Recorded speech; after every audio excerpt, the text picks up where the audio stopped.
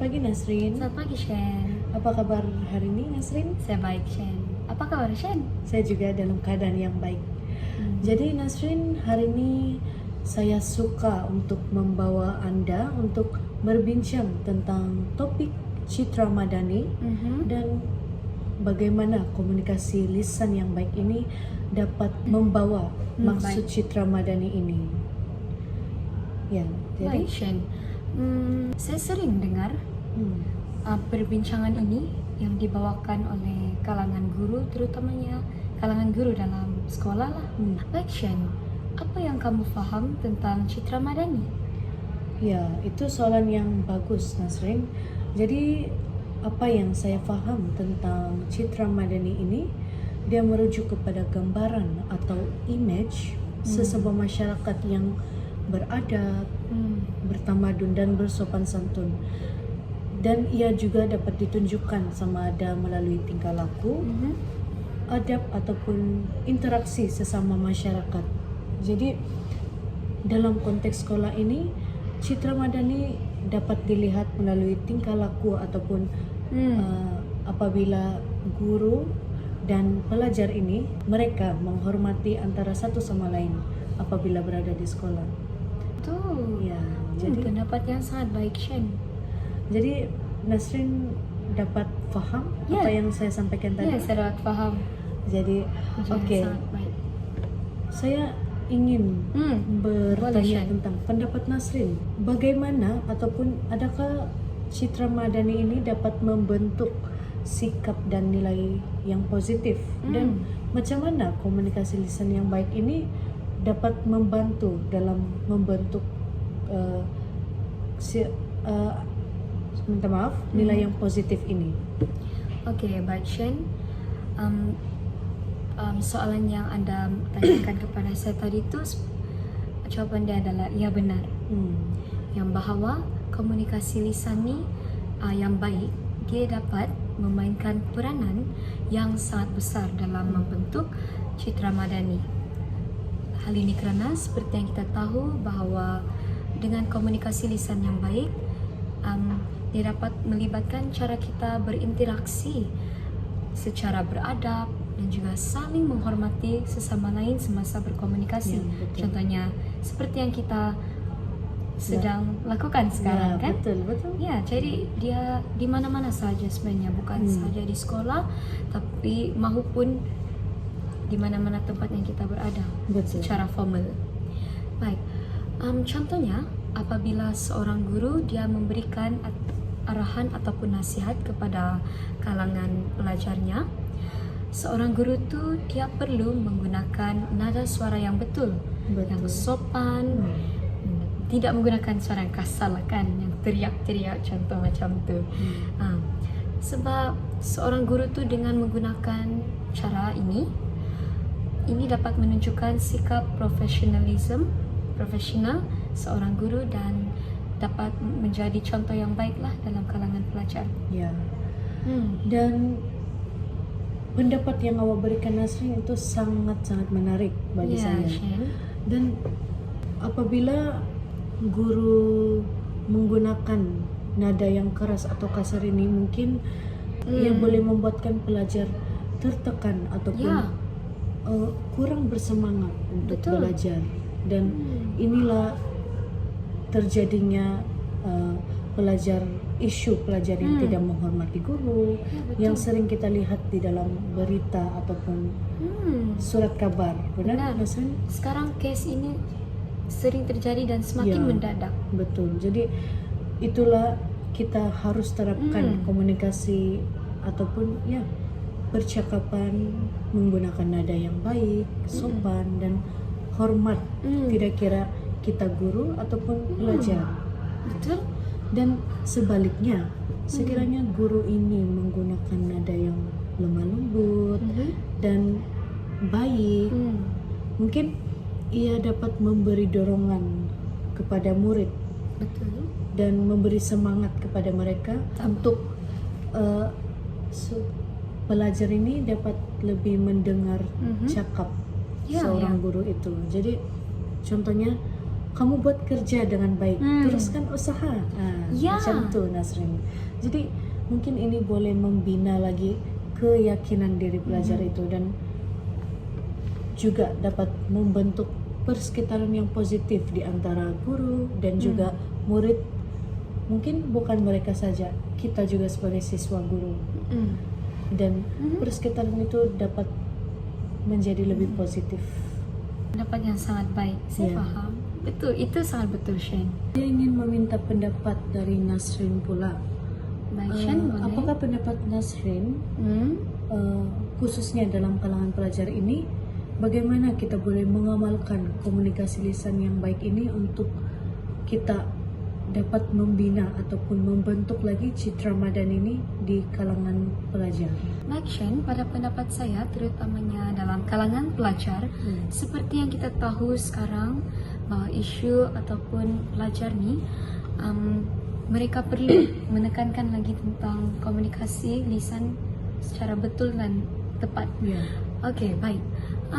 Pada pendapat saya, pelajar dalam kalangan pelajar, mereka boleh atau harusnya mengamalkan komunikasi lisan yang baik dengan cara saling menghormati satu sama lain semasa mereka bercakap lah, atau dalam berbual ataupun membuat sebarang perbincangan macam tu.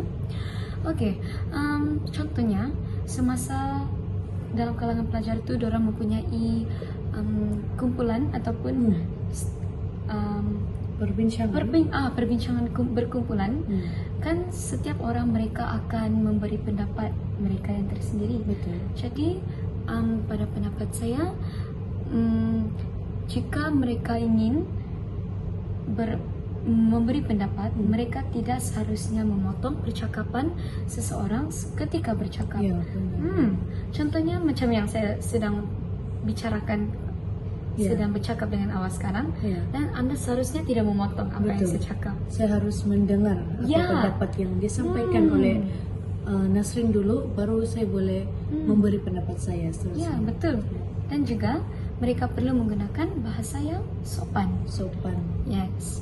Okey, contohnya juga apabila mereka bersetuju dengan pandangan seseorang tu semasa dalam perbincangan, mereka boleh memberi pendapat ataupun setuju dengan pendapat itu dengan mula bercakap, saya setuju dengan pandangan awak. Selain itu juga mereka boleh cakap, tetapi saya berpendapat seperti ini. Macam tu. Ya, jadi dengan cara ini mereka dapat menonjolkan adab dan juga kebolehan mereka semasa berkomunikasi secara berhemah. Betul, Nasrin. Saya sangat bersetuju dengan pendapat yang awak berikan. Tapi ada di mana awak memberi pendapat tentang tidak memotong percakapan seseorang individu itu, mungkin saya ingin mengulaslah sedikit tentang pendapat yang Nasrin berikan. Mungkin salah satu cara kita boleh atasi tentang masalah ini yang tidak memotong percakapan itu, mungkin seseorang pelajar ataupun tidak kira pelajar, guru ataupun masyarakat, individu, dan seperti kita kalangan siswa guru ini, mungkin apabila kita ingin memotong percakapan ataupun percakapan yang sedang dilakukan oleh seseorang itu, mungkin kita boleh meminta izin dengan izinkan saya untuk mencela, betul. Izinkan saya untuk memberi ataupun menambah pendapat yang saudari kemukakan. Mungkin itu merupakan salah satu cara untuk kita mengatasi isu ini. Ya, betul, Shen. Sangat betul. Ini juga dapat mengelakkan isu ataupun masalah serta kes disiplin di sekolah. Mungkin yang kita dapat lihat ataupun kita tahu tentang masalah disiplin antaranya pergaduhan, perselisihan faham, kerana mereka tidak menggunakan ataupun tidak berkomunikasi dengan baik. Kan, Nasrin? Betul, Shen. Dan ini mungkin kita dapat mengatasi masalah itu. Saya sangat setuju dengan pendapat awak, Shen, macam yang saya telah katakan tadi kan, kita telah memberi pendapat yang sama. Oke, kita akan teruskan perbincangan kita tentang komunikasi lisan yang baik ini dan sekaligus merangkumi di dalam kalangan pelajar lagi lah. Ya. Kita masih di dalam, khususnya dalam kalangan pelajar ini. Dan mungkin komunikasi lisan yang baik ini juga dapat membentuk pelajar lain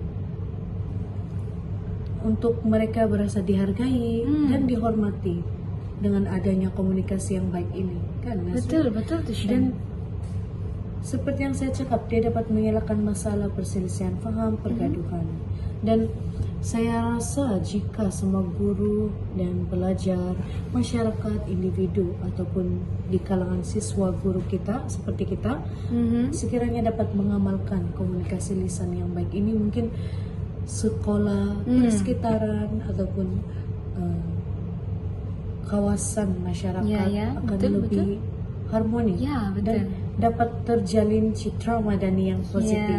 Ya, betul tuh Shen. Apa pendapat Awak, Nasrin? Ya, saya pun berpendapat seperti itu Shen. Jika kita membuat di sini, kesimpulannya di sini kita dapat lihat bahwa betapa pentingnya dan juga berkesannya komunikasi lisan secara berhema dengan cara sopan dan dengan cara yang betul jika dalam kalangan pelajar, individu, masyarakat. Dan cara ini maka kita dapat mewujudkan hubungan ataupun hubungan harmoni dan juga dapat mengeratkan lagi perpaduan dalam negara ini.